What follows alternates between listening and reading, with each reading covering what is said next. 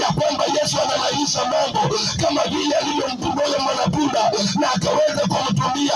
Yesu anakuhitaji jioni ya leo ili akaweze kukutumia kwa kazi yake jioni ya leo. Ninakuambia mama unayenifikia ya kwamba umejaribu kwa waganga, imeshindikana upendwa. Umejaribu kwa wachawi, imeshindikana upendwa. Umejaribu kwa aina yote ya ufalme wa giza, lakini imeshindikana.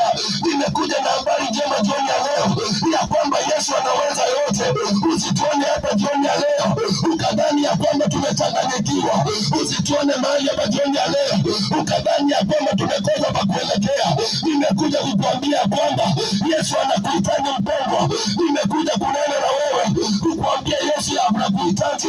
Yesu ana mipango tena kwa ajili yako, na ndio maana Mungu alimtoa kwa ajili yako.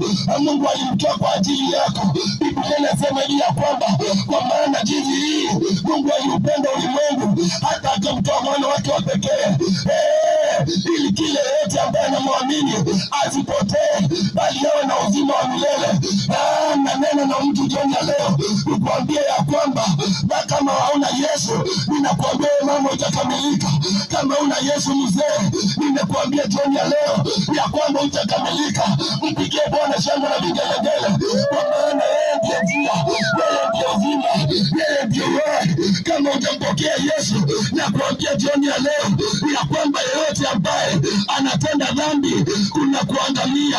Wewe ambaye unatenda dhambi, nakuambia kuna kuangamia. Nimeona watu wakienda makanisani ambao wanaenda kwa waganga. Nimeona watu wakitembea wakienda makanisani na bado wanaroga wengine. Nimeona watu wakifanya uchawi na bado wako makanisani. Ninakuambia jioni ya leo ya kwamba kuna kuangamia, ya kwamba kuna kupotea. Ukiwa una Yesu, mpe Bwana shangwe na vigelegele kwa Bwana.